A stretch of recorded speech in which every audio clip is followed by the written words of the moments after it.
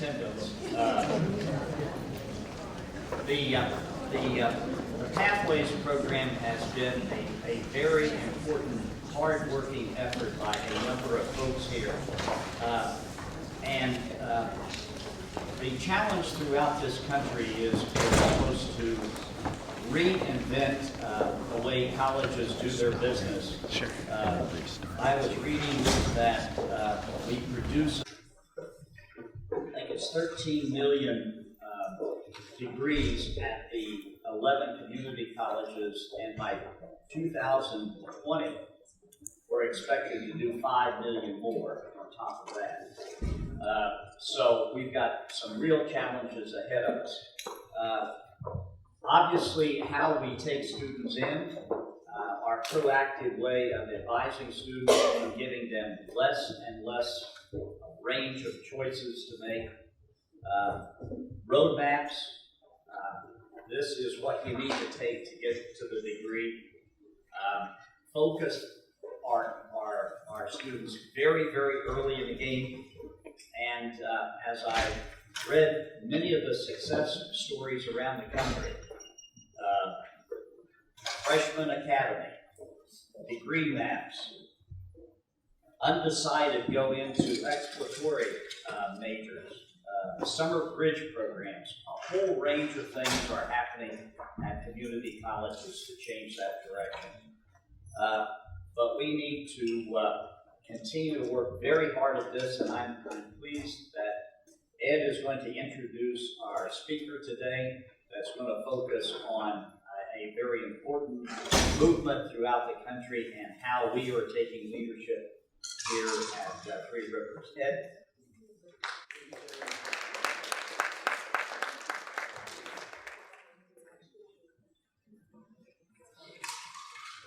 Our speaker today is Dr. Rob Johnstone, founder and president of National Center for Inquiry and Improvement.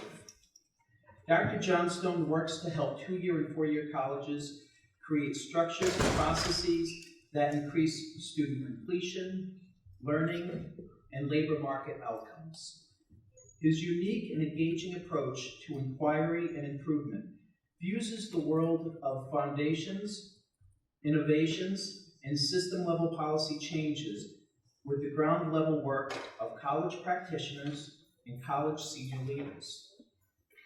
He has worked on the ground with over 150 colleges around the country, both indirectly and on initiatives such as AACC Pathways Initiatives, Lumina's Beyond Financial Aid, the Aspen Prize for Community College Excellence, Gates Completion by Design, Lumina's Guided Pathways for Success, Kresge and Gates Pathways projects in Arkansas, Michigan, and the Seattle area colleges, Texas Completes, and Carnegie's Statway and Quantway.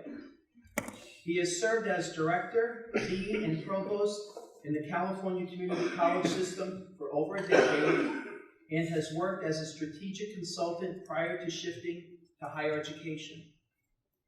He brings a unique dual perspective with over 20 years of consulting experience in industry and higher education, and brings energy and passion for authentic change to improve outcomes. Let's give a warm welcome to Dr. Rob.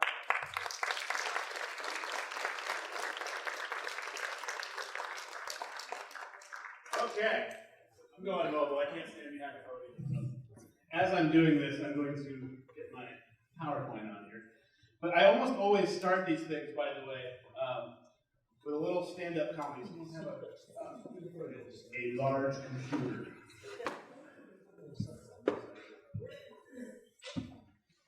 This was supposed to happen during the break, by the way, just to be clear. It's not me. It's supposed to happen during the break. Just to be clear. Not my issue. All right. So as this is loading, let's talk a little bit. So I'm very happy to be here. This is, for me, day 18 of 20 on the road. I live outside San Francisco, California, and I'm on the road about 200 days a year.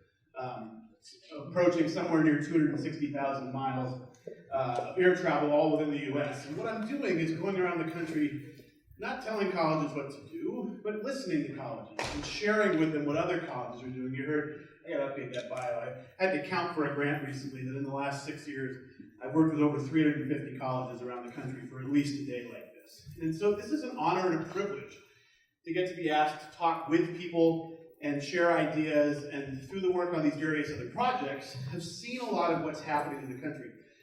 After, this is, by the way, not the stand-up comedy piece. I'm getting to that. It's a big setup for it. But I will come back to what we're seeing around the country. But first, just to kind of lighten things up, I do, in all this travel, this is my 84th city this year. So I get bored traveling, right? Because traveling has its issues. So I started looking at like road signs and slogans and advertising at airports just to pick up some nuggets that I thought were funny. Let me share some of those with you. One of the first ones is our friends at Jose Cuervo Tequila, who had a tagline for a while that said, "Please enjoy our tequila responsibly." Now I submit to you, there's not been a single thing ever done that was responsible after 3 tequila shots. If you have a counterexample, let me know, but we have 1 tequila, 2 tequila, 3 tequila, 4. I mean, that's how this usually goes. So I don't think that's really a great slogan. Caesars Entertainment, and by the way, thank you for the having these wonderful casinos right next to you. I'm a big Vegas guy. So Mohegan Sun was my residence last night. It was great. I've distributed some of my money into your economy. I just thought I'd do that for you. But one of the other gaming companies nationally, of course, is Caesars Entertainment. And Caesars has a tagline that says, "Only gamble what you can afford to lose." That's brilliant. They want you to gamble everything up to that point. It's like The Price is Right. Don't go over that, because then you have a problem. Lose everything else. That's right. Yeah, it's wonderful. I started this year on January 4th with a keynote in Twin Falls, Idaho, which of course, why not start in Twin Falls, Idaho? So I fly into Boise. I'm always driving late at night because I'm flying in from wherever I am the previous day. This week I started in LA on Monday night, meeting in LA Tuesday, flew to Chicago, stayed at the airport Hilton. I couldn't get all the way to Cincinnati, which is where that's what I feel about it too. All the way to Cincinnati, so I got up on the 6 a.m. flight through Cincinnati, drove out to the first meeting. Then I went to a second meeting farther east in Ohio, drove further east to a third meeting yesterday in Steubenville, Ohio, drove the rest of the way to Pittsburgh, flew to Newark, and came here. That's a week. That's just easy. Luckily, and I do thank you guys for this, my girlfriend lives in Connecticut, so that was, the end of this is all. I did plan this well. I mean, you guys were very helpful for this. It's well done, thank you. So I'm driving in between Boise and Twin Falls, Idaho, and I was pulling off at a rest stop to get probably a Monster or a Red Bull or something. And so I look at this sign, it says Boise Truck Stop. So I love truckers, by the way, because I have to love them because I want them to not kill me when I'm on the road all the time late at night. But I got a lot of respect for what they do. And so 2 things struck me about the Boise Truck Stop. One is, it was a Sinclair gas station. You guys know this brand? What's their logo? Green dinosaur. The green dinosaur. By the way, someone told me why it was green. It's a long story that involves their gas actually being green in the name. We won't get into that. But it's a dinosaur, which I find particularly kind of ironic, right? So the dinosaurs are ruling the earth. They're kind of going around. The meteor comes, knocks them all out. Now it's millions of years later, and we're using a picture of them to remind us that we're using their fossils to fuel ourselves. But the more interesting thing about the Boise Truck Stop, they had a sign that I pulled off. It said, "Voted the 2nd best truck stop restaurant in the country."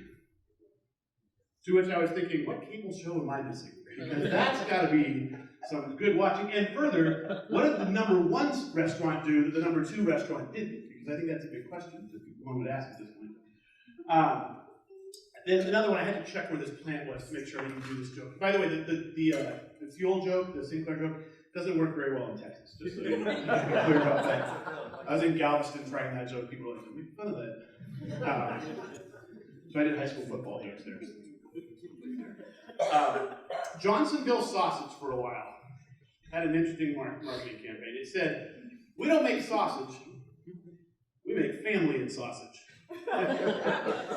Hold on a second here. Now, I have a number of problems with this. First of all, wherever you are on the vegan to paleo scale, you don't want to know how the sausage is made. That word should never be in there in the first place. But more disturbing, of course, is we make family and sausage, which caused my mind to go to two places. One, little sausage families in the back of minivans.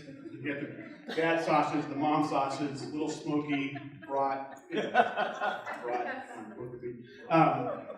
And then, but the big more disturbing thing was that they were making sausage out of families, which I thought was very disturbing.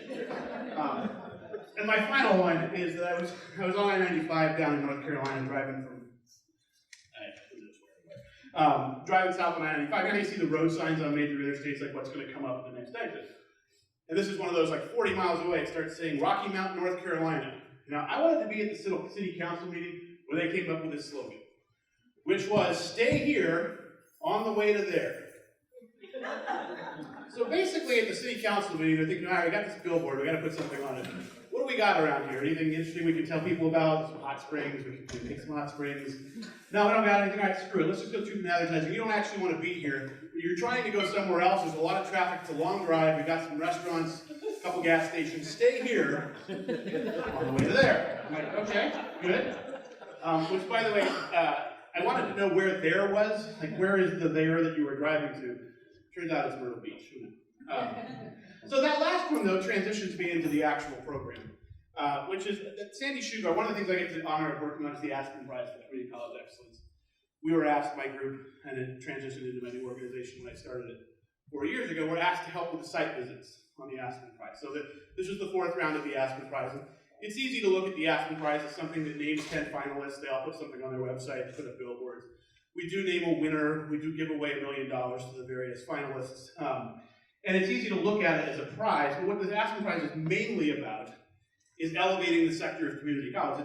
People don't know this. This came out of the White House's first commission on community colleges, was the suggestion of the Aspen Prize, to kind of shine a light on the good things that are going on in community colleges. I mean, you guys all know, you go back 10, 12 years, we weren't in the media anywhere, right? No one was talking about community colleges. We were kind of invisible. Now, there was good and bad about that. So we got lots of PR. Really, it kind of came in the 2008 election, both sides. Democrats and Republicans, really pushing the role of community colleges. And this was great because it elevated the sector a little bit, but it always came with a second phrase, and they need to be better. Now, I actually 100% agree with that. I think we can be better. I think that I'm going to talk today about some of the ways we get there and answer a lot of questions about that. But the prize wanted to make sure we elevated the sector. We recognized what excellence looked like. There are some places, by the way, I'm going to talk about a couple of them today, whose completion rates are in the 55-60% range for a community college. And it's not because they have great high schools, right? Because they've changed their structures and policies and approaches under a model similar to what we're talking about here. Having said all that, one of the first winners of the Aspen Prize, the first winner was Valencia College down in Florida. And Sandy Shugart was their president. He's a fairly well-known speaker. And he's very fond of saying, there's not a single student in my college who is here to stay here. They are all here on the road to somewhere else. This is actually a really important mentality, and one we tend to forget at times, is our students are here for a different purpose other than the love of learning, right? We all are academics. We love the idea that there is a love for learning and a quest for learning and a thirst for learning, and we're trying to imbue that in our students while they are here. It's not the primary reason they're here. The primary reason they're here, most of them, by the way, not all of them, is to do one of two things. It's to have direct entry into the workforce, through our classically cohort-based career technical programs, or certificate programs, or training programs, or to transfer to a four-year institution with junior standing in a major. That's a big clause on the end of transfer, by the way, because as you guys know, transfer is hard enough. But when you get there and find out that you're an academic sophomore, and you've still got 3 years ahead of you, it's a pretty frustrating experience, as our students tell us, right? So this idea, I think, is important to think about. First of all, we got to start with our goals of our students. By the way, we do have a couple other groups of students. We have students who come in, they take 1 or 2 courses. They only intended to take 1 or 2 courses. They're getting training for something specific, like something like Cisco certification, or they're taking various classes in computer science or business for their job. We call them skills builders in California. And this is a group, by the way, which we usually get really defensive about and say, well, that's why our completion rates are low. When you start measuring how often that actually happens, it's about 10 or 15% at most colleges, which means that we still have 80 or 85% focused on what we would call a completion-type pathway, whether that's direct entry to the workforce or it's transfer to a four-year major. By the way, I'll call out a couple of distinctions that I think are pretty hollow today, dichotomies that are false. And one of them is the distinction between what we classically call career technical education and what I think is very insultingly we occasionally call academics. The pre-transfer side. First of all, the career technical side. A lot of good academic things going on there. Personally, if someone is arc welding to put a building together, as you guys showed in the video, I want the academic side of that to work as well as the practical side. Because I don't want the building to fall down, right? Someone's titrating my drugs. I want them to have a pretty good sense of how that actually works in the real world. That's actually an academic problem with the real world exercise. So where does this all go? I want to do a couple things as we move into this. I know you had my friends at Complete College America were here in the spring. I will say this, I am not a Complete College America propaganda guy. I think Complete College America, I agree with them, by the way, on about 85% of their thoughts that they talk about. Things like guided pathways, things. I think sometimes what happens, though, is that they see things at about 30,000 feet. And we live on the ground in community colleges. There's a lot of hard work that goes on. There's no easy answer. There's no four-step process. They talk to legislators a lot. They have to be really simple and clear with legislators. Things like 15 to finish, things like block. Those all sound great, right?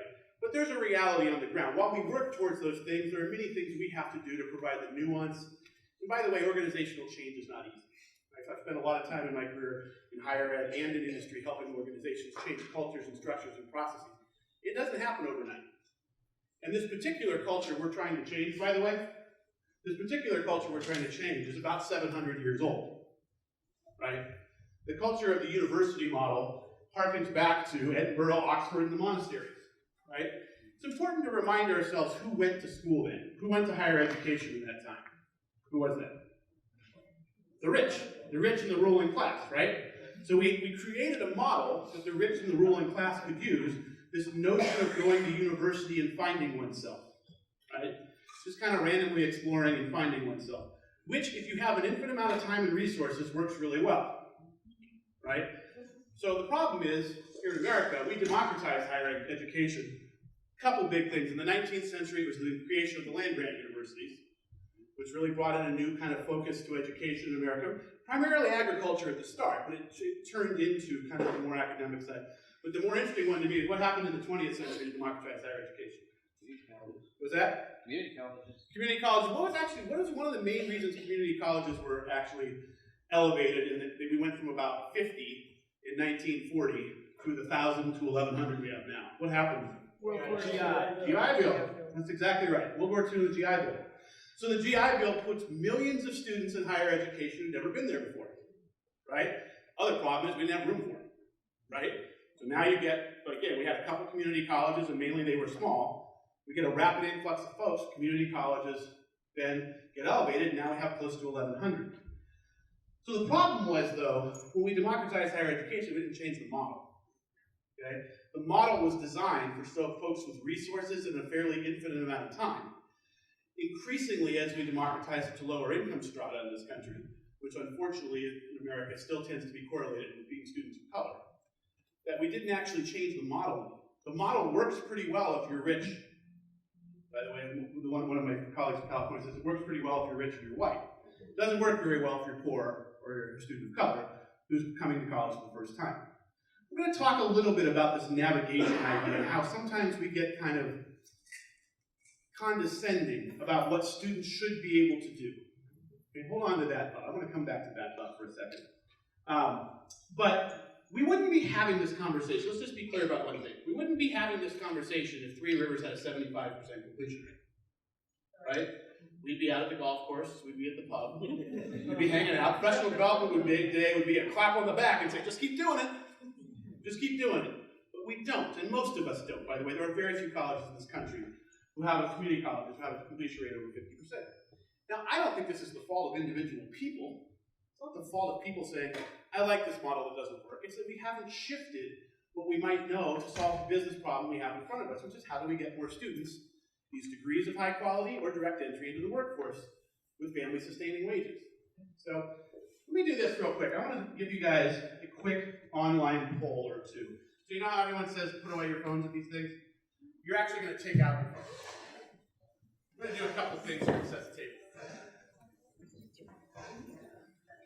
This was also supposed to happen during the break, but just to be clear, talk amongst yourselves. The Industrial Revolution was neither industrial nor a revolution, please discuss. Oh, that's okay. I'm just I haven't even opened my slide deck yet, so I have 100 slides. Is that okay? I've never done more than 10, so don't worry about it. All right, let's do this. Here's the first thing we're going to do. All right, so I now want you to think about a student coming to college this fall at Three Rivers. We're going to think about that student. And here's what you're going to ask yourself. By the way, you know there's not one type of student. I'm a segmentation guy. There's a lot of different types of students. But think about a dominant word that comes to mind.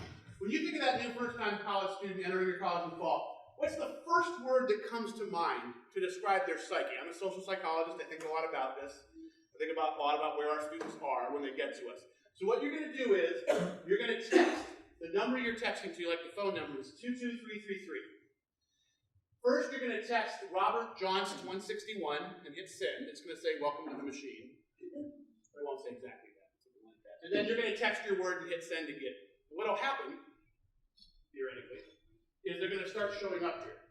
There's no filter and no editor, by the way, so be careful.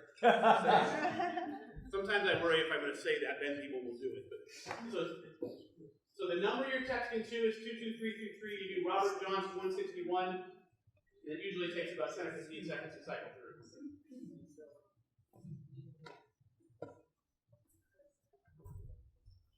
Okay. I always say, until the first word gets up there, I'm like, is this a Bill Gates moment again, or this doesn't work? All right, let's see what comes up.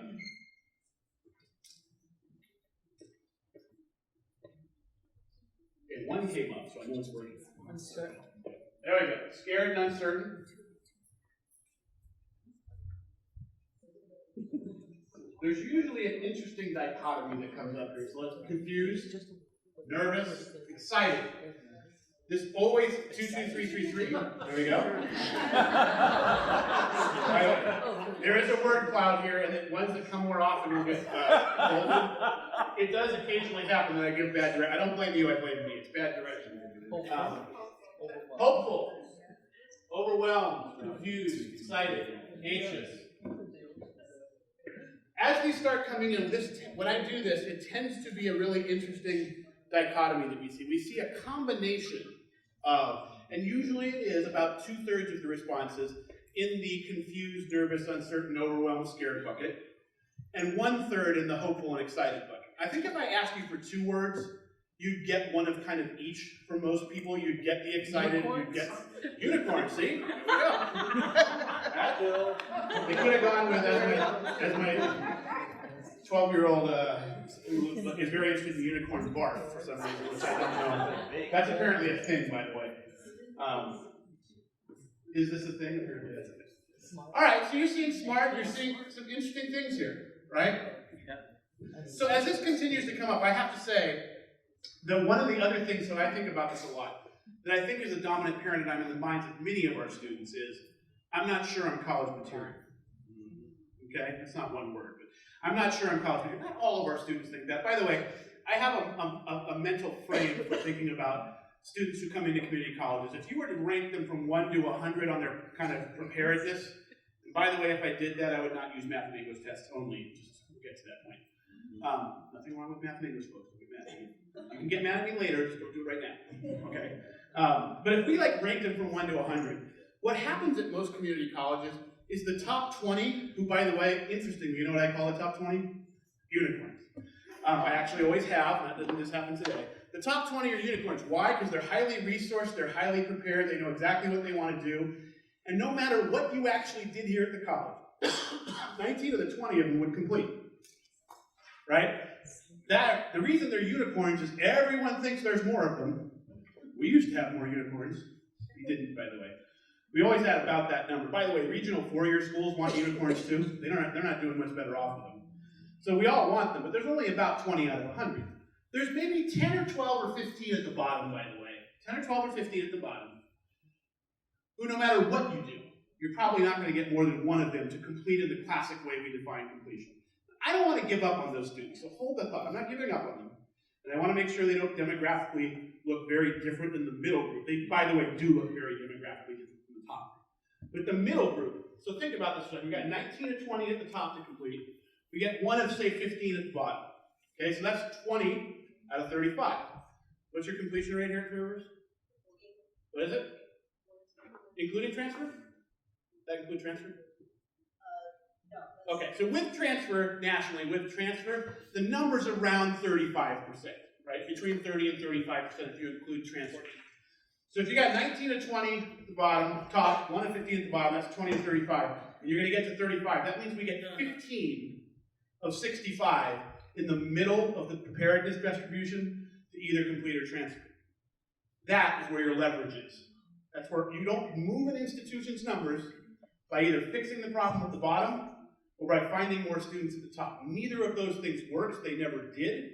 Maybe there's a solution for what we do at the bottom, but let's at least figure out the solution for the ones in the middle. And I'm going to make the case a couple times today that many of our policies and procedures and structures are designed for the students at the top and the students at the bottom. They completely miss the silent majority in the middle, whom we graduate between about 15 or 20% of. There's a lot of opportunity and leverage in there, and I do think a lot of those students in there are worried that they're college material. Okay? So hold on to that thought. So this is great, by the way. I'll send you guys a copy of this so you can have it afterwards. You see happy. You guys are pretty positive, by the way. Because I get scared, anxious, and uncertain tend to usually dominate happy, excited, and hopeful. Those are cool. All right, we're not done yet. We're going to do 2 more. Why? All right, the second one is, now let's talk about our view of our own kind of agency in all this. How are we going to do that? We're going to go with this question. This time you're only going to text A, B, C, D, or E. The question is, which of the following statements best represents your view of why more students don't complete college? Is it 90% student issues, 10% issues the college control? That's A. Is it 70% student issues, 30% issues the college control? B. 50-50 is C. 70% college control, D. And 90% college control, E. So go ahead and text 8. You don't need to do the Robert Johnstone this time if you're already in. Text A, B, C, D, or E. And let's watch what happens. Let me do this real quick. How many faculty in the room? How many student services? What are the rest of you? Administrator. We'll come back to it. All right, let's see what happens. Let's go down this path. Let's let this come up for a while.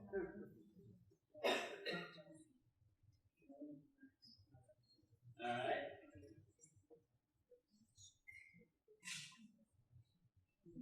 It's research and action right here. All right, here's what I usually find. I've done this a bunch of times now. The more faculty there are in the room, the more the median response to this tends to be between B and C. The more student services people, the median response moves up a little between C and D. Now, I don't have a value judgment about that way. A couple observations I would make about this. One is that under the best student services model in the world, the most intrusive, the most intentional student services model in the world, faculty are going to see students 20 to 30 times more often than student services. So it may be that faculty are more attuned to the issues on the ground. It may also be that student services thinks more about changing the structures at the college, so they think more about things being under the college control. Bottom line is, if you're in A, by the way, I have no value judgment about that, but if you're anyone but somebody in A, you think the college has at least a 30% agency over the reasons more students don't complete. I mean, add B and C, you got 75% of your population thinking that there's a significant portion of the reasons students don't complete that we control. All right? So remember, we got scared, hopeful, nervous students, right? We got students worried their college material, and we think we actually have a significant ability to control this. Okay? Final question is, this one's always fun. I actually don't do this one everywhere, but since you guys have thought about this stuff already, this is another word cloud. I always get nervous when I do this. The question is, what's the first word that enters your mind when I ask you how you feel about guided pathways right now? I'm just not going to say anything while you respond. Remember, try to keep it at least PG-13.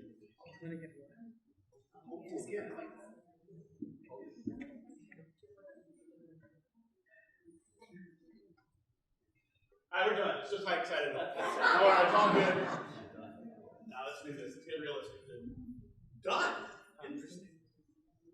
Smart, promising, optimistic, successful. The most optimistic place I've ever been to.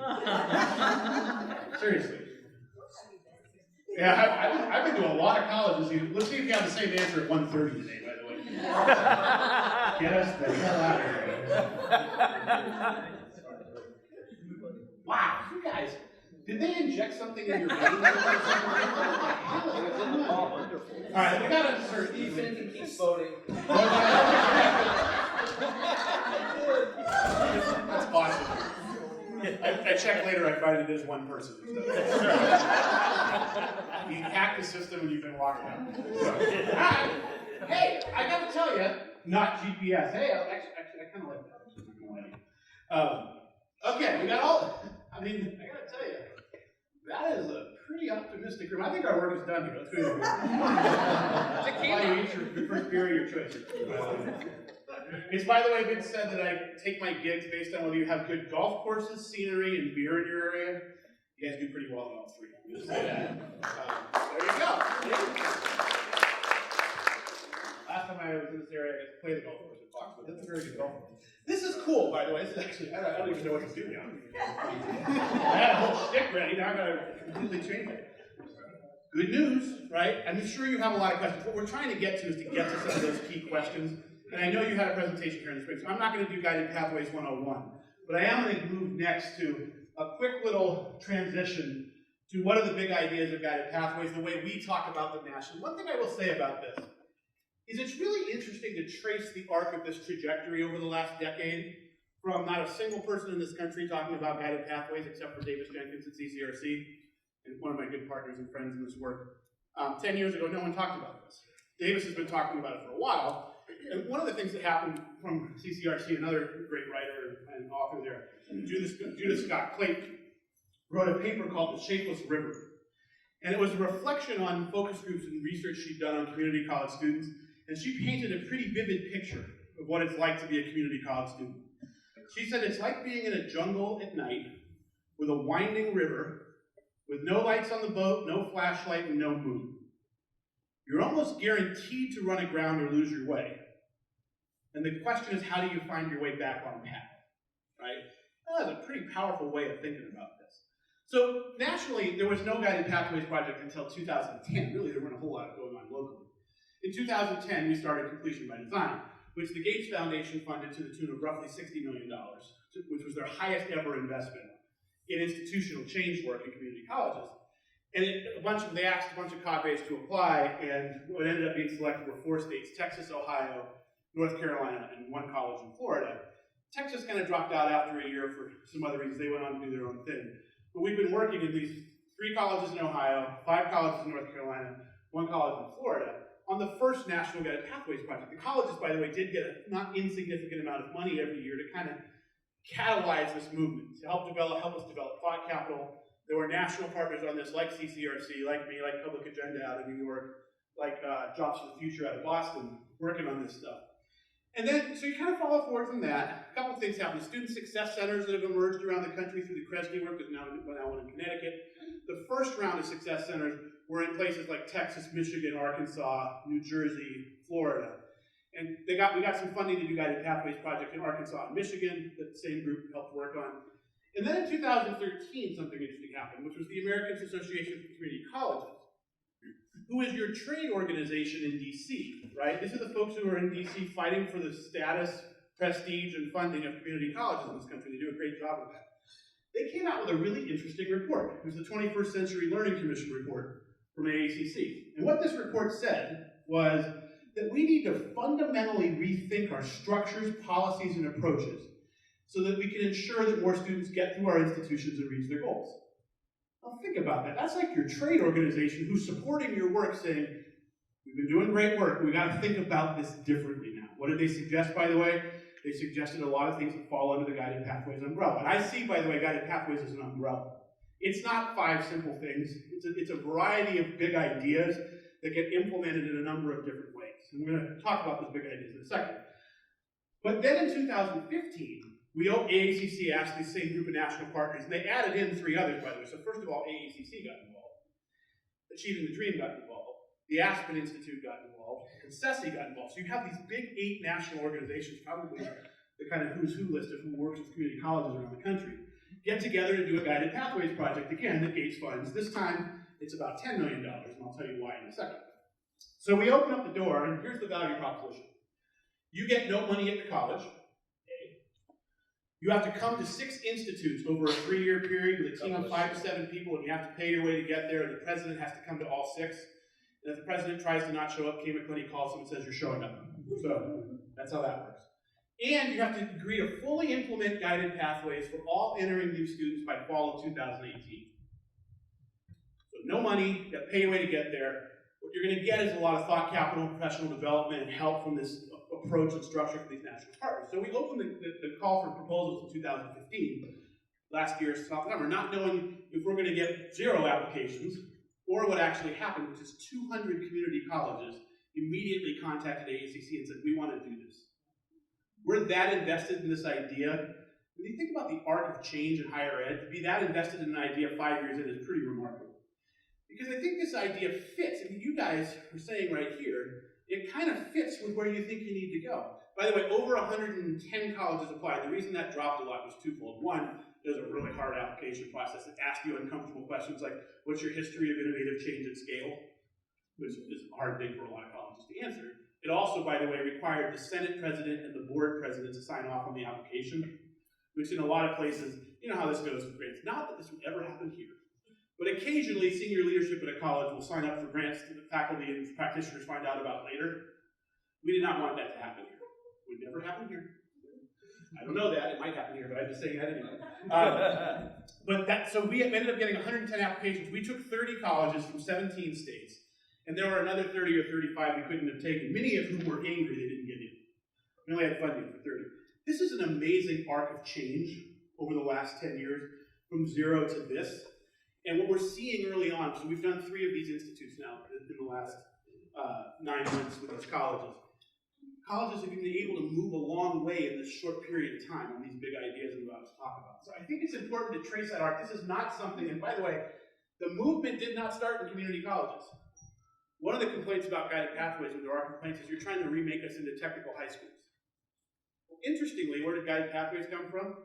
Arizona State, Georgia State, Florida State, Austin Peay, large 4-year institutions who looked at their student populations, which, by the way, are the top 20 or 25% of the high school graduating class, depending on which one you're talking about. Those student populations were lost in not finding their way through their institutions. They said, we need to structure this more, we need to monitor how they're doing, we need to intervene, we need to get them to think about careers and programs earlier, we need to rethink the way students move through our institutions. If they need to do it for the top 20% of high school graduating class, when we serve the top 100% of high school graduating class, which is also the bottom 100, by the way, we serve everybody. They think their students are lost. And by the way, every single one of their students is trying to get a bachelor's. Most of ours think about that at some point. We got a lot more options to navigate. We got certificates, we got degrees, we got transfer, we got bachelor's. And by the way, students don't know the difference between those things. And why should they? I mean, we don't really give them a lot of information. So the fact that we have this movement going, I think it's important to remember that it comes from the 4-year space. All right, I'll send you guys all copies of these. Actually, this all happened in an algorithm behind. People are saying, why didn't my negative stuff come up? I just used one that I made up. That did not happen. That's a cool idea, though. That'd be like a back office thing. Look at how positive you guys are. Everyone's frowning. Who's positive in this room? It'd be kind of fun, actually. Still stuff that was supposed to happen in the break. I'm not letting it drop, by the way. It's going to keep saying. It's like Letterman in the old days. I keep hitting it over and over. All right. Waiting for documents to open. All right. So let's do this really quickly and get, because what I mainly want to do is explore questions with you. Do I have a clicker? Yeah. Cool. This is just his fault. This had nothing to do with the break. Oh, see, now he's saying this was having a break. All right. So let's set the table here. We got those students who they're a little worried their college material. Guys, one of my advisors in the room. There's the advising table. You had more spread around here. How much do you guys are you required? Are students required to meet with you before they enroll? So all students meet with an advisor before they enroll. How long do you get with them? On average. Was that? Yeah, and this is the reality. I mean, this is not a gotcha, by the way. This is the reality of what advice. I mean, you got about 30 minutes, during which advisors are placement. Cool.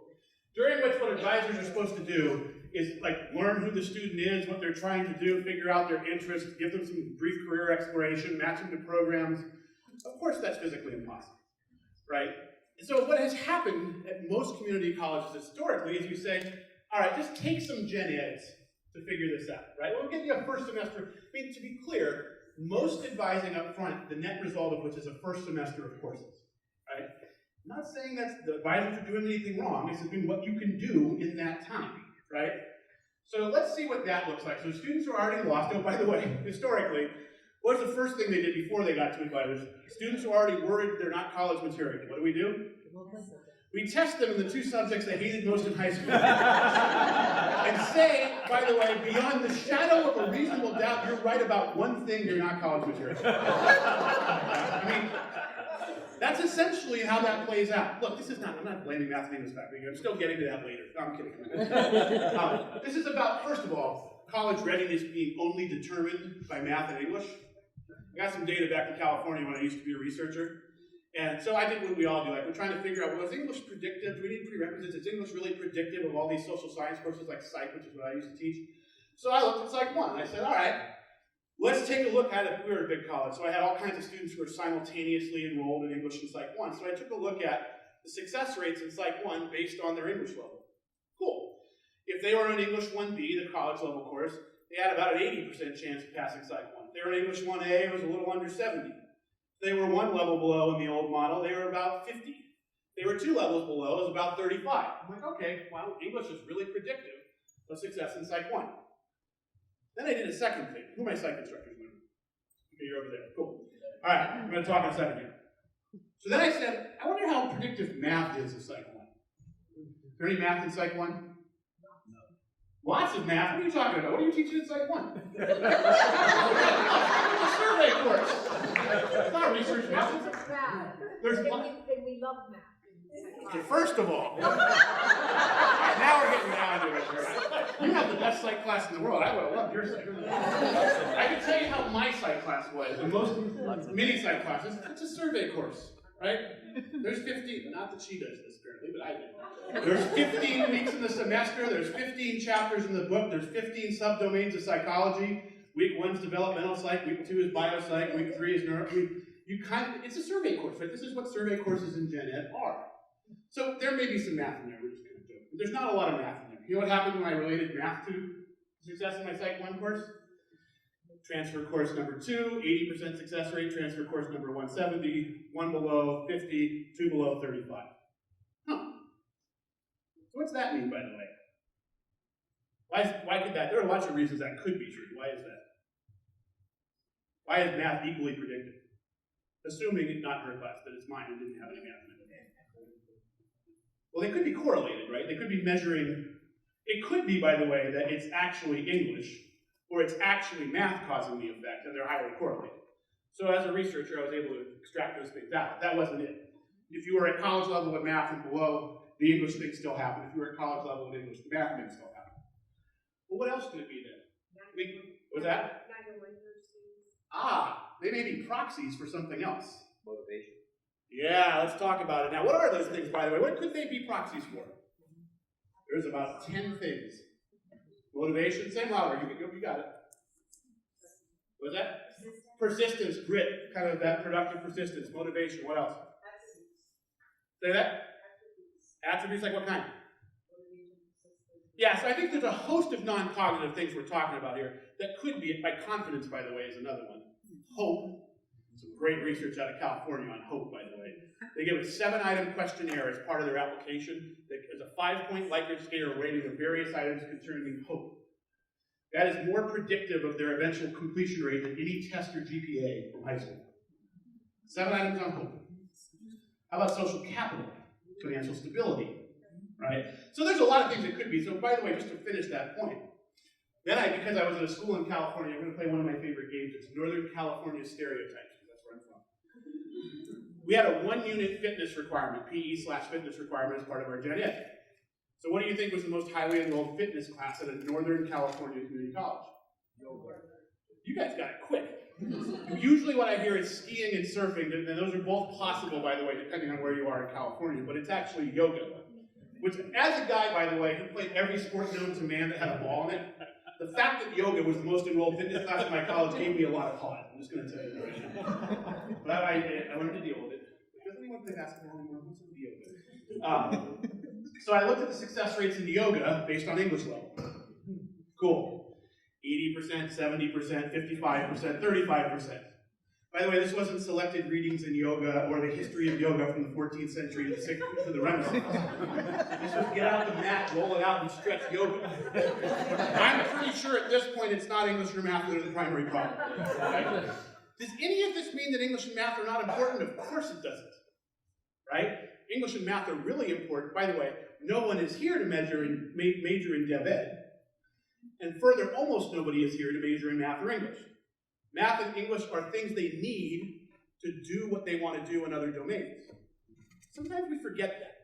They are a means to an end. They are not the end in of themselves. And so when you get those students up front, we say you're not college material, and the reason you're not is math and English. They're not here for those reasons. And then when you talk about motivation, it pretty quickly turns into a motivational cycle that is not that great for your students. But then we get this 20 minutes of advising, where most of them are still lost, not because you didn't do a good job, because they had 20 minutes of advising, right? So then we say, okay, cool, here's what I want you to do. We want you to get a couple first semesters of courses in, so go ahead and take a look at this.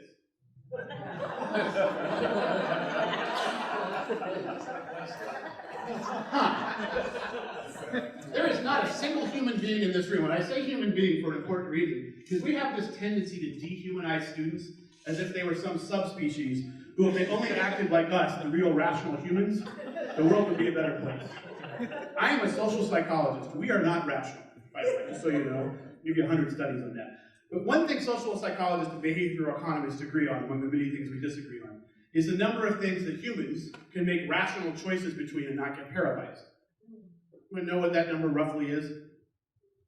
Between 3 and 5, depending on which research study you listen to. There are billions of permutations. This is not yours, by the way. I haven't looked at yours, but it's not yours. It's from a Texas college. It's always just fun to make fun of Texas. Everyone enjoys doing that. You can get into regional rivalries, like sometimes Connecticut doesn't like New Hampshire, or New Jersey doesn't like New York. Everyone's fine with slamming on Texas. If you're from Texas, we can have a discussion later. I actually slam on Texas in Texas, and they laugh at it. So apparently they're fine with it. I think to them, if you're going to act like you're in another country, we're going to treat you like one. So it means. All right. So anyway, we look at this. You don't look at this and see. No one looks at this and sees a clear path. What we see is complete and utter chaos, right? And we tend to, again, get kind of condescending about this, that students should be able to figure this out thing, right? Hold that one, because I'm going to give you 2 pretty powerful examples of where that is not the case with us. But one of the things that I use as a real-world example is, how many of you have been to the Cheesecake Factory? I mean, a menu at the Cheesecake Factory has about 225 items on it that are not before you get to the cheesecake. It's actually too many items to read in the amount of time you have to make a choice. And if you did, we actually have the research that suggests what people do at the Cheesecake Factory is, after they read all those, is they pick the same 5 things they could have ordered at Applebee's. Cheeseburger, pepperoni pizza, Cobb salad. Like, you pick the things you know because you're completely paralyzed by all the choice, right? So what did the Cheesecake Factory do, by the way, after their original menu came out where they just listed it all? They did something that's really interesting as an analogy for us. They put in tabs to the menu that say salads, soups, appetizers, pizza, burgers, entrees, seafood. So what they're doing is they're architecting your choice process. They're saying, don't pick between these 225, pick between these 10.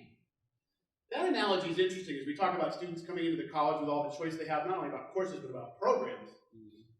Maybe we can do something a little up front to say, rather than choosing from our 75 programs, make one of 5 initial choices: business, social science, STEM, humanities, skilled trades, and maybe we can create a first semester of courses that explores those to help people make a choice. Get really slick about it, like my friends at North Carolina National. By the way, another great beer golf series city, Asheville, North Carolina. AV Tech is the community college there. It's actually a comprehensive college. They just haven't taken tech out of the name yet.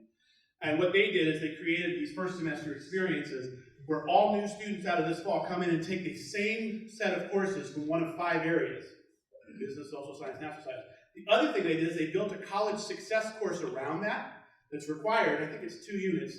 The sole goal of that class is to explore careers, to match them to interests, to match them to programs, so that by the end of the first semester, they pick from one of the majors that comes after it, right? So we're actually, rather than just saying students are undecided, we can't do anything about it, well, let's maybe architect their choices a little. Let's actually give them options and give them a way to explore them and understand them. So what do students do, by the way, when we report back to us? We talk to them after they leave, and what's really interesting about this, unfortunately, is who do they blame, by the way, when they can't finish community college? Themselves. They don't blame us. They say things like, I guess I wasn't college material, or I guess college wasn't for me, or I couldn't hack this, right? And that's unfortunate because we have growing evidence that suggests had we changed the way they came into the college, the way they moved through the college, they actually could have gotten through. So, these are kind of, you don't need pressing data. All right, what do new students want to know? What are my career options? What are the education paths to those careers? What do I need to take? How long will it take and how much will it cost? How much financial aid can I get and will my credits transfer? Advisors, anything else they're asking you up front, or just pretty much the list? That's kind of what they're asking us, right? How good do we feel collectively about our answers? Not your answers, but our collective answers to these questions. Do you think we're giving students the information they need, the answers they get here? I think if you talk to students, the answer to that is no. It's not because they're not doing anything, they're not doing something wrong. But I have 2 questions about this. Can anyone think of a type of institution who does a really good job answering these questions, that competes with us and steals our students every day? For-profits. University of Phoenix. Now, real quickly before I go too far, I'm not saying that for-profits are successful on their promise. Phoenix and Nashville, by the way, have roughly the same success rates we do, which I'll make a joke about that in a minute. There are a bunch of predatory for-profits who are much lower, right? Who are stealing our students with a promise of these things, and they have like 10% graduation rates, and they're running up student debt and taking financial aid money from the government. There may be people in those colleges, by the way, who are really trying hard for the students, but what I'm most interested in is how those students market to and steal your students. What are they advertising? Success. Success in what? A job. Yeah. The first thing they always start with is job. The second thing is they say, we're going to help you get through. What else? Get through college. Get through college quickly. Clear path, get through quickly. What else? Money, what kind of money? Financial aid, right? They're saying we'll get you financial aid. We kind of say that too. I think that one's kind of a tie. What else? It's interesting. One of them is you can't go take a course at these colleges. It's all program-based. It's all programs. And the vast majority of you can't go to Phoenix and take Psych 1. You got to be taking Psych 1 as part of the program. They tell you what to take in what order. Now, they do, by the way, promise also that it's going to be easy, which is why I love these commercials, where they always show, usually it's a young woman of color, who's at 11:30 p.m., like now getting to, I can do my online education now, right?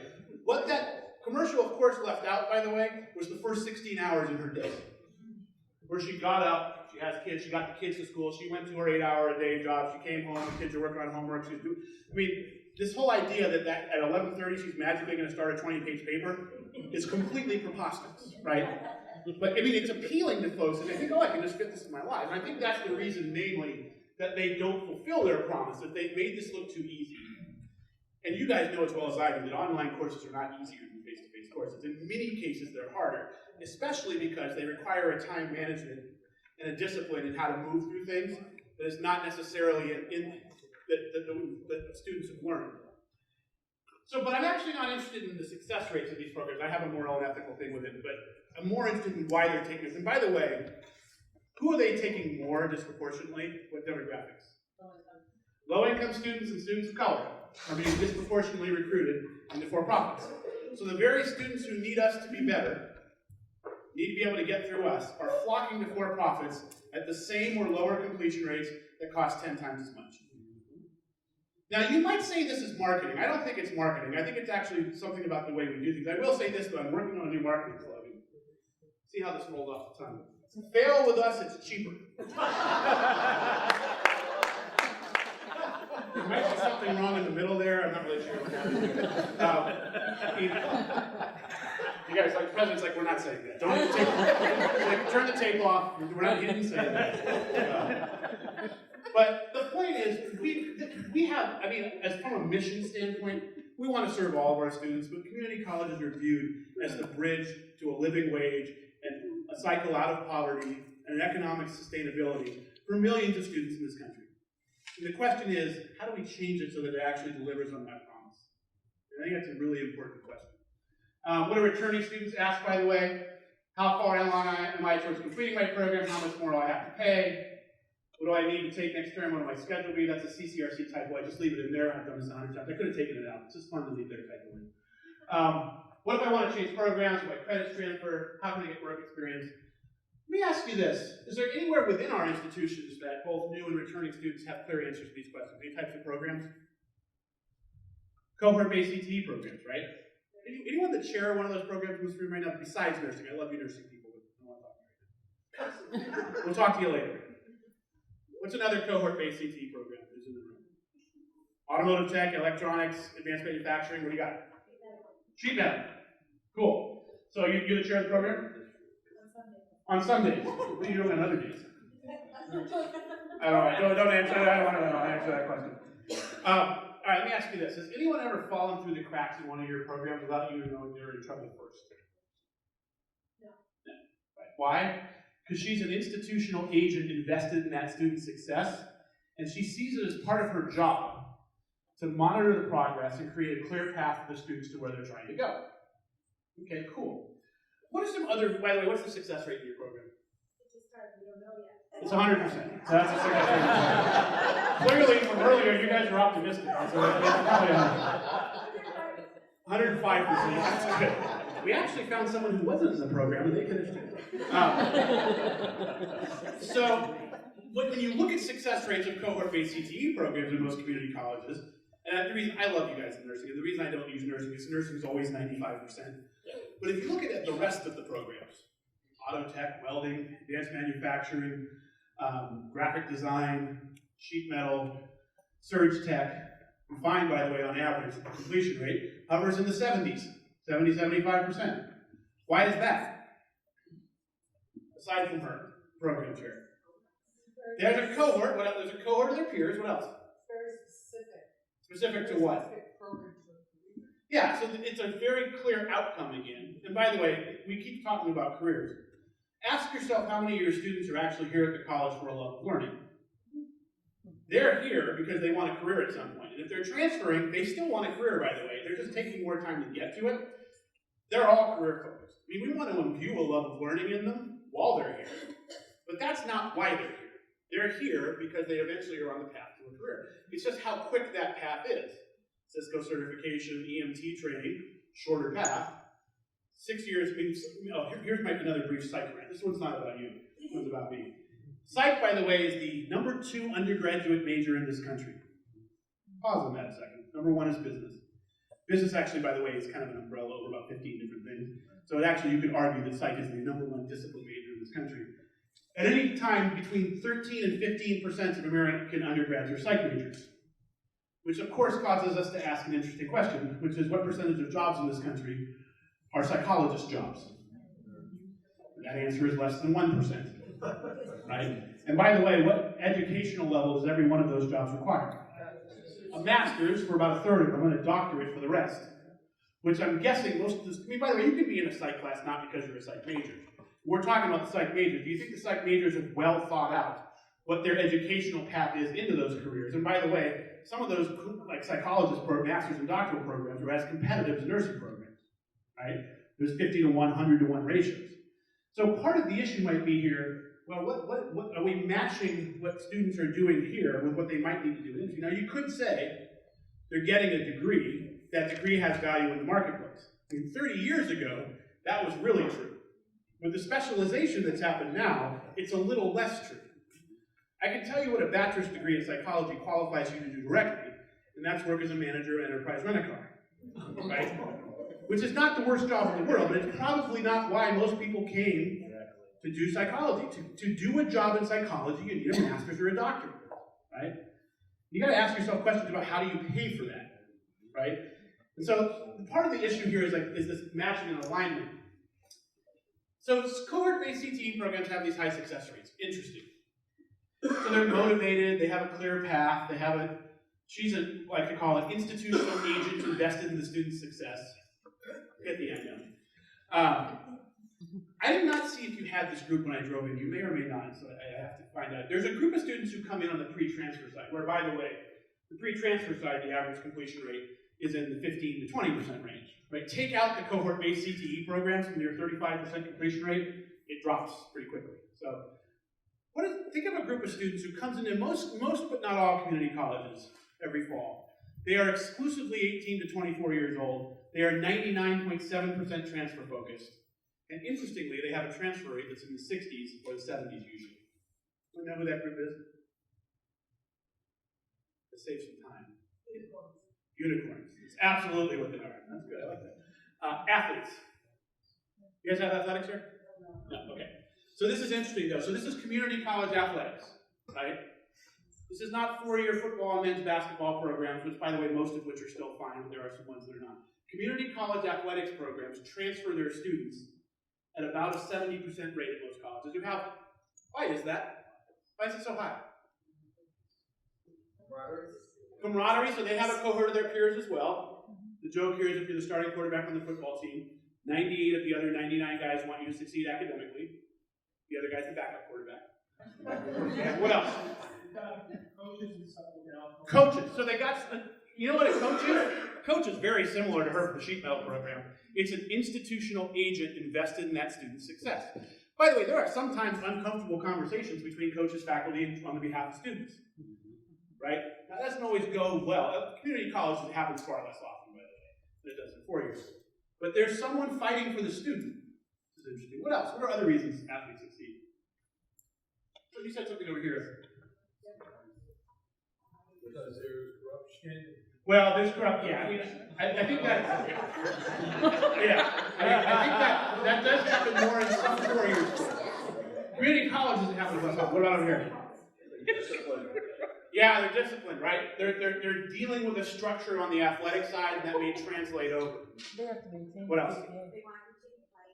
You both said the same thing. They want to continue playing. They have to maintain a certain GPA. They have very clear requirements on what they have to do to be eligible to play.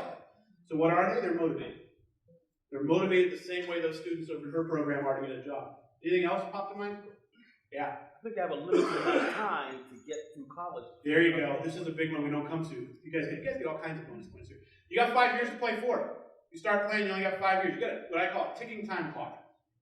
You can't take 4 years to get to a community college if you want to play at the D1 level, right? Time to degree matters to athletes, and what's interesting is when you look what your time to degree at the college is probably somewhere between 4 and 5 years, right? That's what it is for most community colleges. For athletes, it's about 2.5.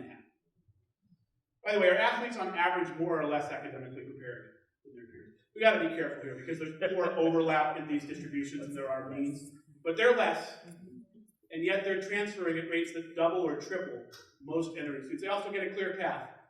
Athletes get help in figuring out what they need to take. I find the similarities between these two groups fascinating. So where we have structure, where we have institutional support monitoring progress, where we help students pick a path, where they're focused on a clear goal, we have high levels of completion. How many of you went to grad school? How many of you showed up at grad school and they said, hey, just take a bunch of courses, we'll figure this out in about a year or two? By the way, there's usually one humanities. Is it humanities? No, engineering. Engineering. Oh, they did that in engineering. That's interesting. I usually have a humanities professor, which I think that's a cool program. I wanted to go do that program, but engineering. This structured thing matters. Where we have it, we see success. Where we don't, we see students struggle. So let's get into what most colleges look like. You guys have had this before. I want to get into where we have unclear paths to student goals. Intake sorts and diverts students away from what they're interested in. We don't monitor progress. We actually, for a lot of our stuff, don't monitor outcomes across programs. If you want to prove to yourself the paths being unclear thing and the monitoring progress, try this exercise. We're still using psych. I'm picking on psych because it's my area, not her area. Take a student out of a psych class at 11:50 on a Wednesday. in the middle of their third semester, take 10 of these students, buy them pizza and lunch.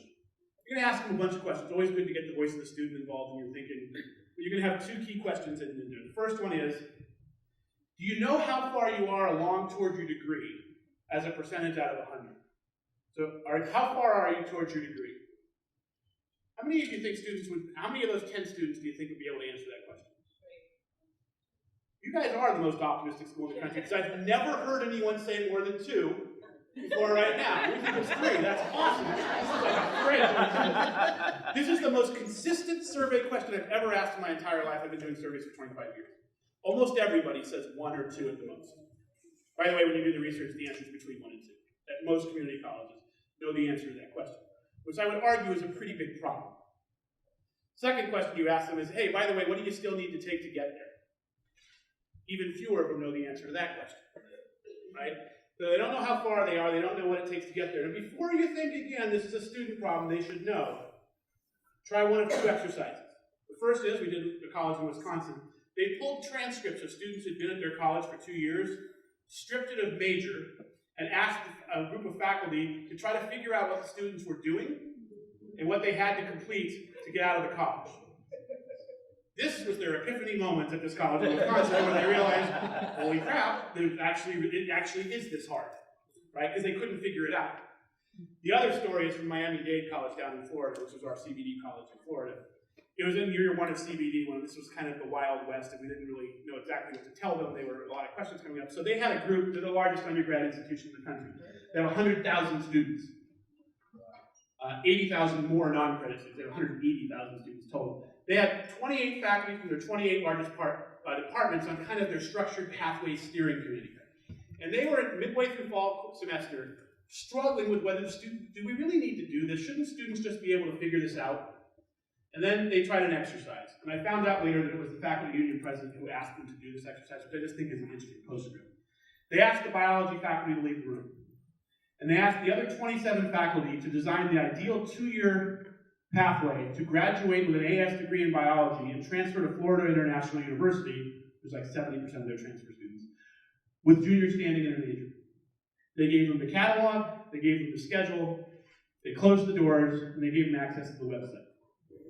They opened the doors 3 hours later, and you had 27 very confused faculty who had gotten no farther along than any of our students did in designing what the pathway should look like.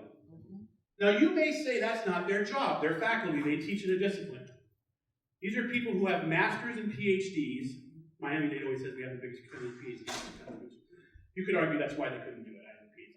I have a PhD. I mean, we're not going to make that argument. 27 faculty who worked at the college for an average of 12 to 15 years could not do what we ask first-time in college students who have no experience to do, and kind of think that it's their problem if they can't do it. It is that. You guys aren't as large as Miami-Dade. Your curriculum is probably not anywhere near as confusing as they have 300 programs, but still, the point holds. It actually is this complicated. When we try to think about ways to change this, we land on these big ideas. They want to do it this way, not this way. Those are important. By the way, my observation about this slide, where the blue dots are where guided pathways is happening around the country at colleges, orange is 4 years. This is cool. This is where I've been working a lot the last 5 years. I unfortunately live right here. Where this is a vast wasteland of the West. It's like the 1850s out here. Can we get some dots here, please, so I can not have to travel? Here's where I've been all week. Here. All right, so anyway. One of the big ideas, and this is, I think, the graphic, this AACC Pathways Initiative, this is what we talk about when we say, what are guided pathways? First, over on the green side over here, clarifying the paths, mapping out the programs, which you guys are going to do this afternoon, include features that make the path clear, such as outcomes, sequences, and progress milestones. Help students get on the path. Don't put this all in 20 minutes of advising. Think about ways to get more students to explore. Maybe going back to the high schools as well. Think about student success courses to do this. Think about meta majors to help have them have a guided experience. How do we get on the path? By the way, this also refers to DevEd reform. I haven't talked about DevEd much. Not because I don't think it's an important topic, because we spent about 15 years blaming all the problems of higher ed on DevEd faculty, right? Which, frankly, we're given a burden, by the way. Not only do you need to get everyone's math and English up to snuff, but also fix all of those other things we talked about earlier. That's up to you, Deb Ed, Math, and English faculty. And what I let the rest of us do, by the way, is sit back and say, hey, that's not my problem. That's something the Math and English faculty got to take care of. If I just had better students from those Math and English classes, the world would be a better place, right? Deb Ed only matters on the step to something that the students are trying to do. Do we need Deb Ed reform? Of course. And then, by the way, when you look around the country, I'm not going to get into this too much because of time. When you look at the extreme acceleration models like Mathway, Statway, Quantway, Baltimore County on the English side, or you look at co-rec models like the entire state of Tennessee as of fall 2015, putting every new student into a transfer level math and a transfer level English course with a course around it that's required as a co-rec. I mean, I know you probably heard this from Greek College America. What I think is interesting about that is no matter whether you do co-rec or what I call extreme acceleration models, they all have between like a 55 and 65% success rate, which basically suggests that by changing the structure, we can get between 3/5 and 2/3 of the students through these courses and into the places they're trying to go in 1 semester or 2 semesters. I think you could design models to do whatever model you want to have do that. The bar has changed. The old bar, by the way, when we did this in math, it was about 25%. In English, it was about 35%. The bar has changed. So if you're going to design something on your own, just realize that what you're shooting for now is this kind of 60-65% in 1 year bar. And I think that, by the way, a lot of that on the math side, to be clear, is replacing the algebra sequence, for those who don't need it, with statistics and quantitative reasoning, right? I know this is controversial. It's become less controversial, apparently, because it used to be called, my math people in California, this is Math Wars 3. And I wanted to know what Math Wars 1 and 2 were. I'm sure historians would tell us they were bloody. Math Wars 3 was about this idea of alternate math pathways. I'm not a mathematician, but I will say this. I do think the idea that it's only math and English faculty who decide what are the right math and English courses for a college graduate in a program in, say, business or psychology is a fundamentally flawed idea. We should be thinking about this together. By the way, if you ask her and I what math is needed for psych majors, we got to ask you 2 or 3 more questions, right? Because if they're in quantitative psych or neuropsych or biopsych, it's the STEM pathway that leads through algebra. If they're in behavioral, developmental, social, it's probably statistics, right? There's nuance here that we have to kind of work into the system.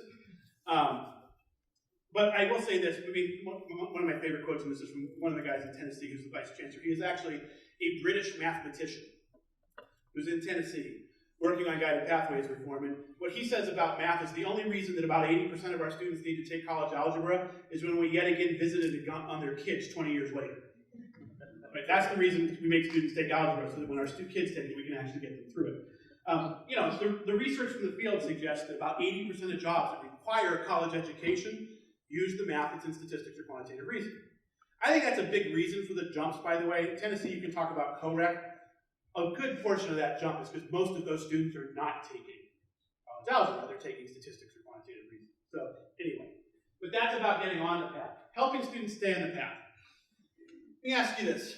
What are the only 2 times you communicate to students about their progress towards a degree? Unless you guys are of course different, so maybe you are.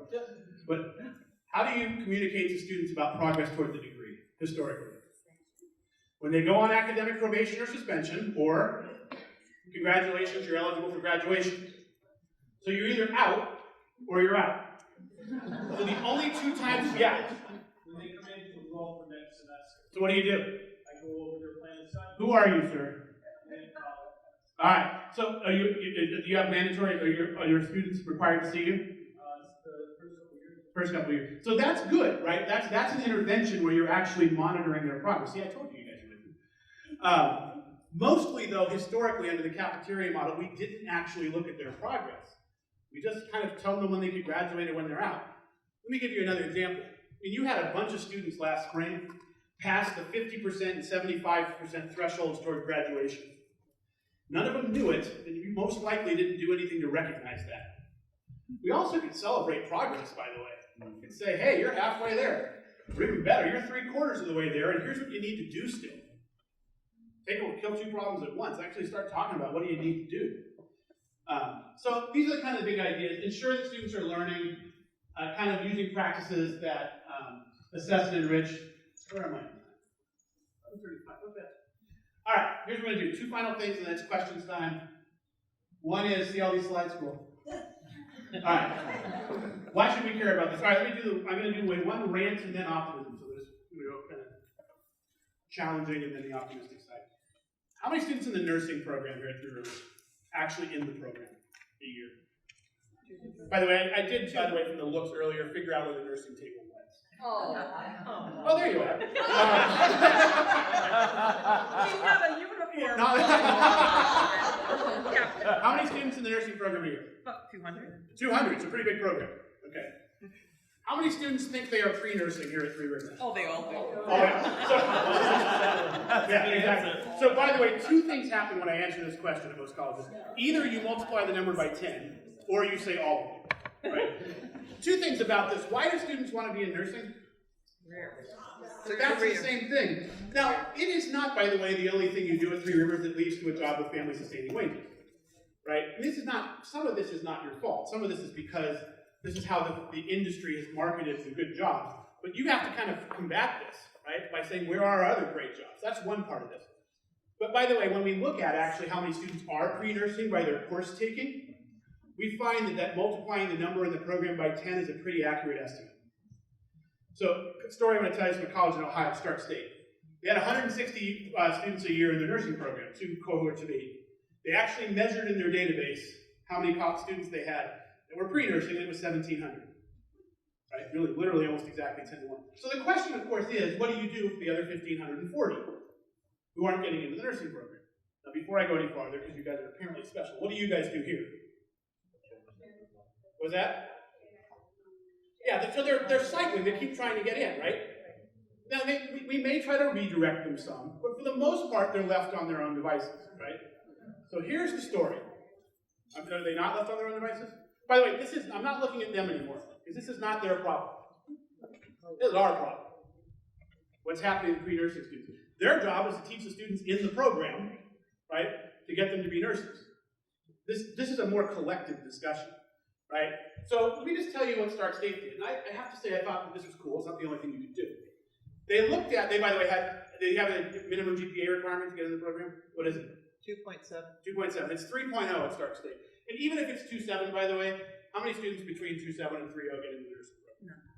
Next to none, right? The average GPA is higher. So the point here is, there is a minimum GPA threshold. Let's just call it 3.0 in effect. At Stark State, they had a minimum 3.0 requirement. So what they did is they went and looked at those 1,700 students and said, hey, I wonder what the GPAs are of these students. How many of them do you think had GPAs below 3.0? 900 of the 1,700 had GPAs below 3.0. Well, that's interesting. So now what? Well, they're now what I think is kind of fascinating. They looked at it, they saw they had 900 students. They segmented them into 3 groups. One, the 2.7 to 2.99 students, 2.3 to 2.7 students, and below 2.3. Here's what they did. Not saying it's the only thing to do, but I love taking ownership over this problem.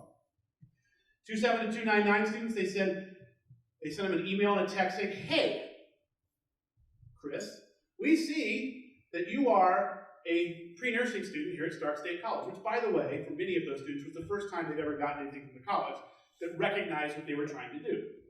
Because they didn't have the mandatory advising you guys were talking about. So they said, did you know, by the way, we have a minimum 3.0 GPA to get into the nursing program? They kind of told them that. And then they gave them a link to an online GPA calculator so they could figure out how many courses they needed to take at what grade distribution to hit 3.0 to be eligible to apply. Which, by the way, when you're bored sometime, try that. That's not easy, right? I'm pretty good with numbers in Excel and writing algorithms. It took me about 45 minutes to write an Excel set of algorithms that actually can solve that problem. Because you can solve it relatively easy, by the way, if you give yourself all A's. Right? But if you got a 2.73 GPA, that's not magically happening overnight. You start throwing in B's and C's, this is actually a hard problem. It's an adaptive problem that's actually relatively difficult. So the 2.3 to 2.7 students, they did the same thing. They contacted them, said, you have a 2.55 GPA, here's this online GPA calculator. The next thing they did for them is said, by the way, you are likely to find that it's somewhere between 12 and 20 courses that you need to take at this grade distribution to even hit 3.0 to still apply for a program you've got a 20% chance of getting into, right? Or 40% maybe. Maybe you should come talk to us about these other great programs we have that lead to jobs. And by the way, we'll take into account what you've already done and redirect you in that direction. So they're starting to do this kind of thing where if we know students aren't going to get in, why go down this path? Finally, the 2, 3, and below students, and this is where the story takes a turn. They put a hold on their registrations and said, you can't register until you meet with an advisor. And they got them into advising, and they said, hi, we see you have a 2.2 GPA, you're pre-nursing here at Stark State. You are never getting into our nursing program. Exactly. Never getting into it, right? And by the way, your mind goes where mine did. I bet they have students crying in their office and saying, you're yelling, you're ruining my dreams. Which is exactly what happened. They had that happen. They had students crying in their office and saying, you're ruining my dreams. But what they said was, what would have happened if we didn't do this? You know what happens. They keep taking courses. They keep, by the way, we do this all the time on the Aspen Prize visits. We do student interviews as part of it, because what the college tells us is one thing, what the students tell us is another thing. You gotta kind of look under the surface. We ask students, like, what's your major? People don't say pre-nursing. They say nursing. They think they're in the nursing program. They think that they just finished this and they're in. And they're wrong, clearly wrong about that. But these students 2, 3, or below, they just keep taking courses, cycling around, they're running up debt. By the way, they tend to be more low-income students again. These are students who could be, and by the way, you are missing out as a college by not translating some of those students into successes in other programs. Right? So I love this story because it has a bunch of the pieces of this graphic, right? It's talking about making sure students get on a path, but also this helping students stay on the path. What do we do to intervene when we know students are going to be not successful? These are hard things, right? That's not the only thing you can do. There are other things. But let's get to the last story and finish and open it up. And that's Georgia State University. I always finish with these guys because people ask, why are we doing this? Why is this really happening? Is it just a bunch of people who sit in think tanks saying this is a better way to go about things? Well, yes, but we also have some evidence to support that. So Georgia State, by the way, anyone know Georgia or Georgia State really well? They're from Atlanta in the South? No, okay. This is an urban regional four-year institution in downtown Atlanta.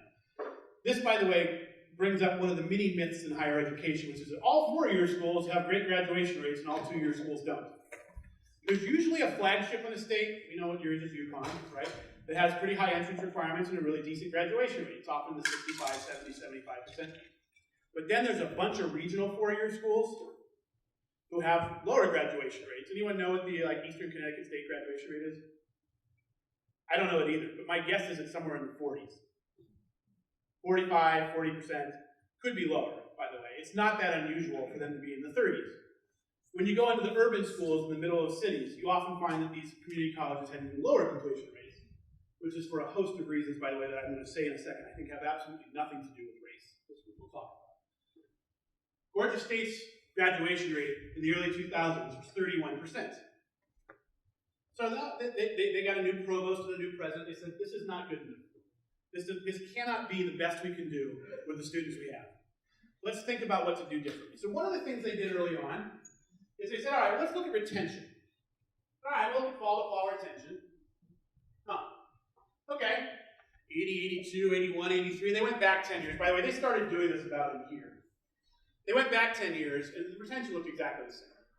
So this is interesting because one of our other myths about higher education, just get them through the first year, and they're fine. Well, apparently not, because they have an 82% retention rate from fall to fall and a 31% graduation rate. So what's happening? They asked an interesting second question, which I think is genius.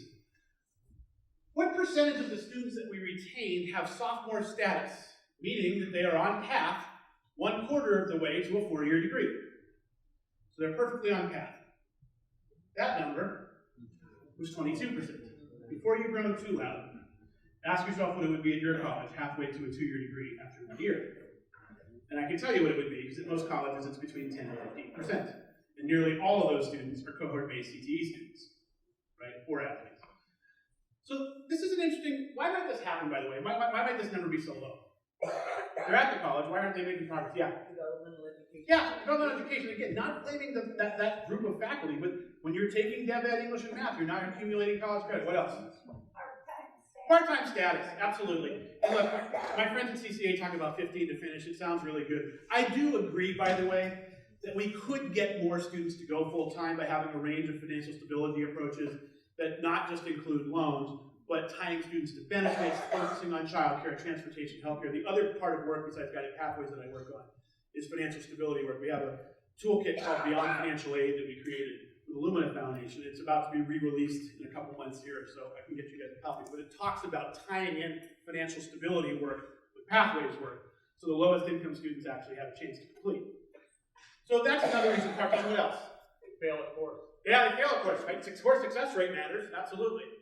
And also, by the way, taking courses that are actually giving you momentum on your pathway. So taking, quote unquote, the right courses. So we look at this, and I think one of the things when you look at this, you might go, well, this is a tough number. I understand now why their graduation rate is 31%. But I want you to take a look at what happened to this number over a 10-year period.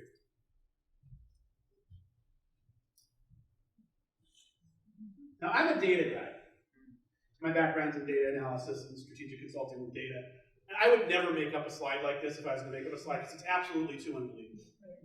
What this shows is, with roughly the same retention rate of 81, 82, 83%, they were able to triple the number of students who were on path after 1 year.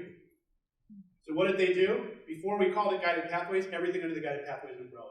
Much more clear programs of study. They worked to get students into those programs easier. They reformed DevEd so students moved through that more quickly.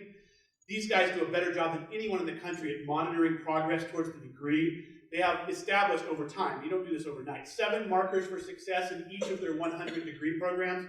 If a student doesn't hit the marker, it automatically triggers a response from the college. You do not fall through the cracks there. They did things. They used to have a 2-year pre-nursing program. They looked at their data and said, hey, we know after a year who's not getting in. Let's have a 1-year pre-nursing program. So they're all redirected to make sure they get into other programs.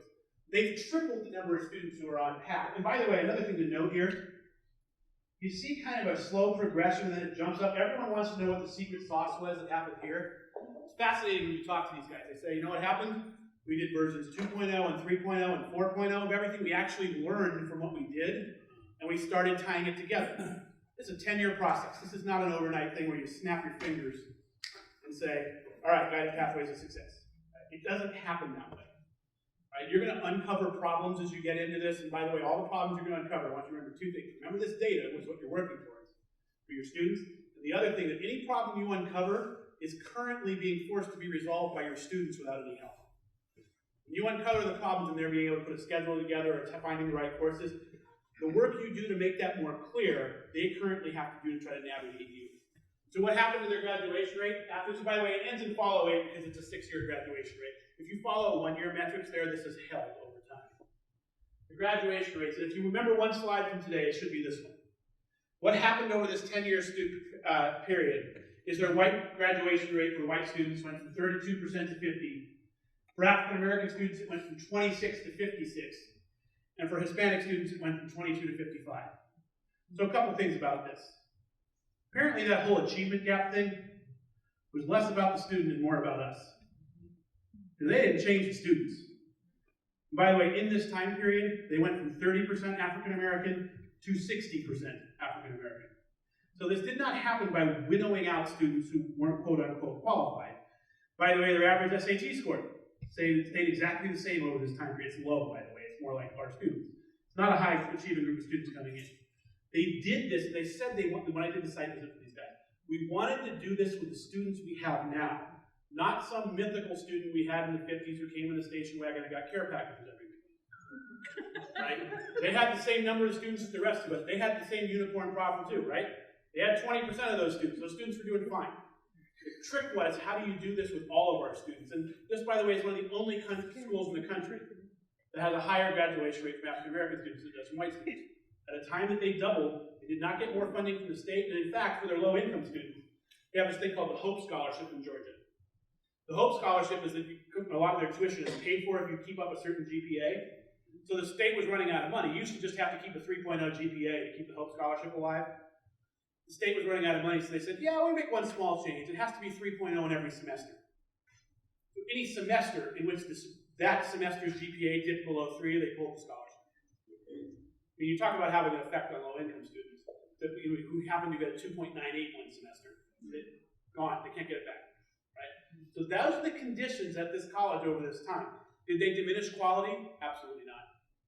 They trusted their faculty as much as I trust you to make sure that quality stays constant as you go down this path. And I actually will argue later that quality should improve when you go down this path. Because we're finally going to think about how courses fit together on student programs. So this is the data that I always finish with, because when it gets hard, when you worry about, is this going to have an effect? Remember this slide, don't remember the numbers on it. Remember that these are students. Georgia State University has about 18,000 students. They have about 4,000 new students a year. So under the old model, when they had a 30% completion rate, they got 1,200 of those 4,000 to get a bachelor's degree. Now they get 2,200 to get a bachelor's degree. That's 1,000 students a year getting a degree they didn't get before. Over a decade, it's 10,000 students' lives who have reached their goals that didn't reach it under the old model. That's why you do this work. I mean, you're not that big, but do the math on how many entering new students you have, and what would happen if you got 20 more out of 100 of them to get to their goals. So I'll stop now. I don't know if we're going to break for lunch now or we're going to do questions. I don't know what time it is. I don't know much. I know you guys are positive and optimistic. So Q&A. Questions? Cool. My normal questions that I ask you here is, what excites you about this? And clearly it's a lot from earlier. What makes you nervous about this? What do you worry about? Yeah.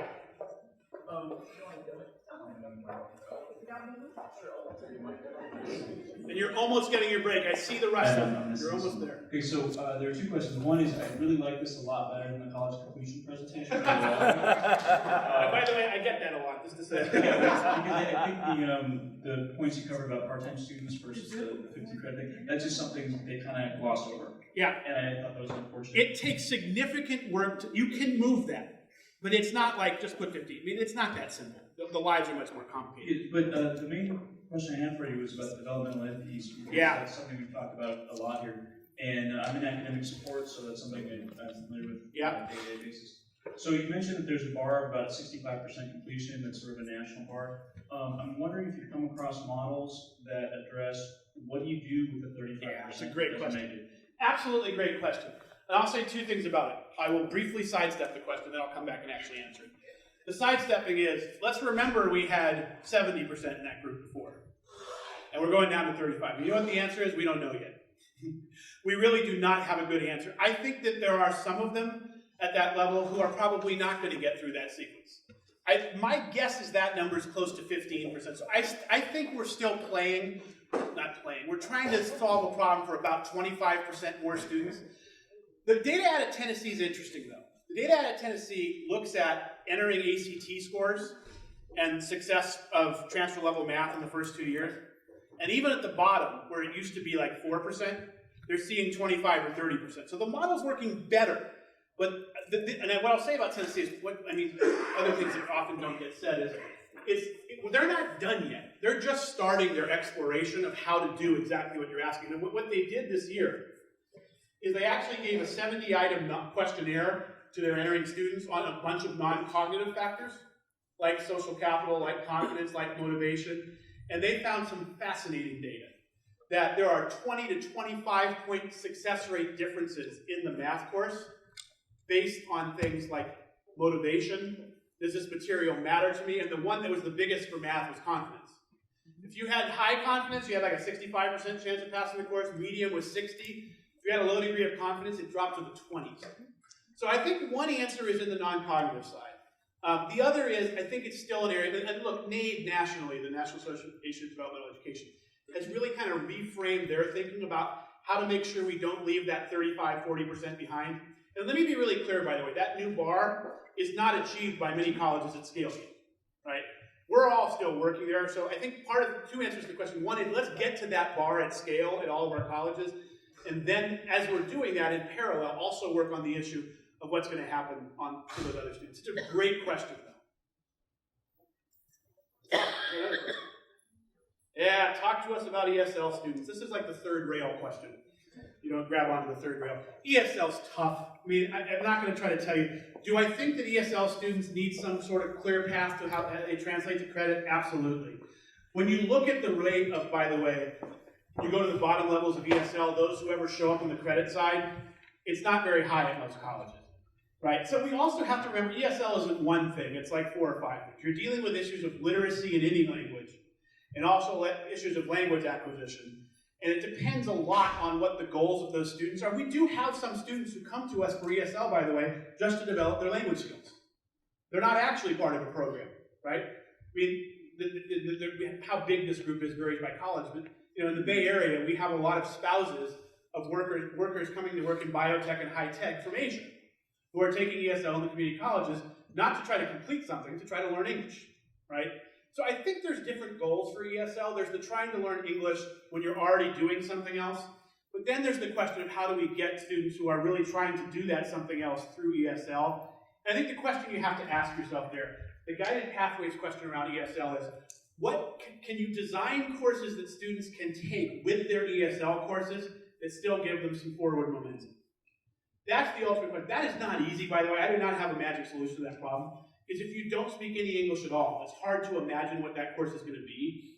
And so I just think it's a different trajectory for ESL students. I mean, the college near you that has the biggest issue with this, of course, is Hostos in New York, which deals with the students in the South Bronx who are 97% from other countries. By the way, it's the lowest median income in the country by about $9,000 over the second lowest congressional district's lowest median income. The median income in the South Bronx is under $20,000. Like 95% of the students live below the poverty line. And they have massive, what have they done there? They've done a lot of accelerated ESL programs. So for those who truly are at lower levels of ESL, they're trying to get them through more quickly. I see on this, you guys have 3 levels below before the students have to take Dev Ed. I mean, it's actually, at some colleges, 6 or 7. 3 is already somewhat accelerated, but I think the question you have to ask yourself is, what are these students taking in addition to ESL to help them be ready, or in some cases, potentially, be making progress toward where they're trying to go. But you need to know why they're here.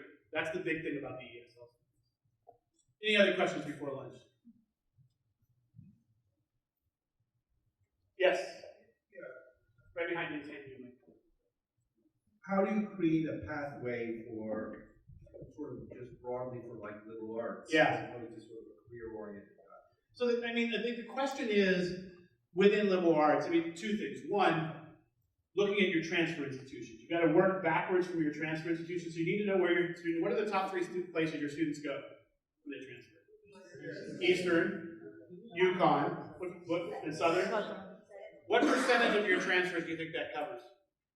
70% maybe? Yeah, 70-80%. So part of the answer is there are very few students here doing liberal arts just for an AA degree, right? Most of them are doing liberal arts on the path to the transfer degree. So the question is, can we get them to help make a decision earlier about what that major is going to be at the transfer destination, so we can work backwards from what junior standing looks like at those colleges? Look, you are in one of the 47 states that has bad transfer policy. 2-year and 4-year articulates. There's only about 3 states in the union that have good transfer policy. And interestingly, by the way, they are overrepresented in the Aspen Prize list. They are Florida, for whom we had to create a rule that in our top 150 that we name every year, that you can only take half the colleges from a state in the top 150, or we would have had 25 of the 28 Florida colleges on the list. Not because their K-12 system is good, not because they're all wonderful colleges, although there are some great colleges there. Because they have common articulation, common course numbering, every course articulates the same. Washington State has pretty good transfer policy, but the 3rd state that no one would guess is Mississippi, which generally has somewhere around the 53rd or 54th ranked K-12 system in the states. It's hard to do. American Samoa, the Virgin Islands, Mississippi. Their K-12 system is not strong. There's some good people trying to do good things there. It's not a strong system.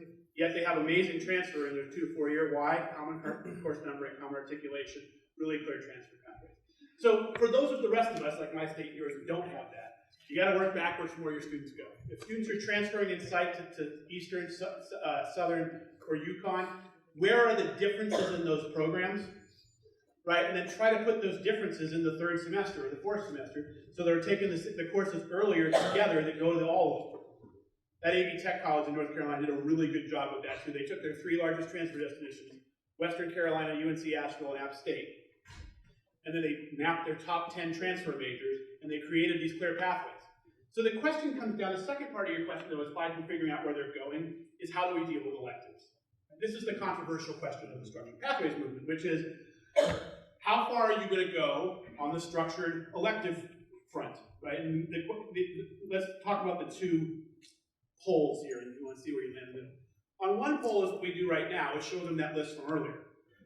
right? Take some electives from here. The other pole is that you say, if you're transferring in psychology, take these 10 gen ed electives. And these are the 10, now no one does this, by the way, to my knowledge. We require you to take these 10. These are the 10 you take. You take art history, the psych department, by the way, administrators don't decide this, faculty decide this. The psych faculty get together and say, what do I think are the best electives in the gen ed curriculum for students who are going to be in psychology? Business does that, accounting does that, nursing does that, auto tech does that.